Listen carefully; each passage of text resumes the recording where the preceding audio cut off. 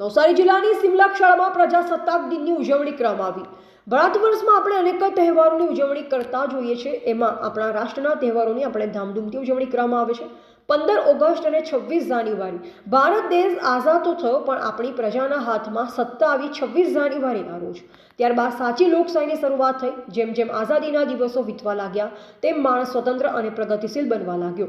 આજરોજ નવસારી જિલ્લાની સિમલક શાળાના પટરાંગણમાં 76મા પ્રજાસત્તાક દિનની ધામધૂમથી ઉજવણી કરવામાં આવી।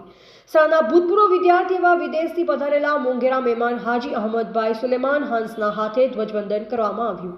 સૌપ્રથમ પરેડ દ્વારા મહેમાનને આમંત્રણ આપવામાં આવ્યું। ત્યારબાદ ધ્વજવંદનને સલામી આપી ઝંડા ગીત, રાષ્ટ્રગીત અને રાષ્ટ્રગાન બાળકોએ ઝીલ્યા હતા।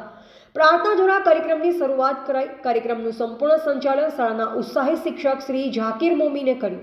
આજના લોકશાહીના પર્વ પર અંતર્ગત સિમલક શાળાની ધોરણ 9ની બાળાએ સુંદર વક્તવ્ય આપ્યું। શાળાના બાળકો દ્વારા સાંસ્કૃતિક કાર્યક્રમો થકી કાર્યક્રમને ચાર ચાંદ લગાવ્યા હતા। વિવિધ વક્તવ્ય, દેશભક્તિના ગીત થકી બધાને મંત્રમુગ્ધ કર્યા। નાના બાળકોના કાર્યક્રમ થકી તાળીઓના ગડગડાટથી વાતાવરણ ગુંજી ઉઠ્યું હતું। અંતે શાળાના આચાર્યશ્રીએ શાળાના કાર્યક્રમમાં સહભાગી થનાર તમામનો હૃદયપૂર્વક આભાર માન્યો અને કાર્યક્રમ પૂર્ણ જાહેર કર્યો હતો। રિપોર્ટર રસીદ ભાણા, નવસારી।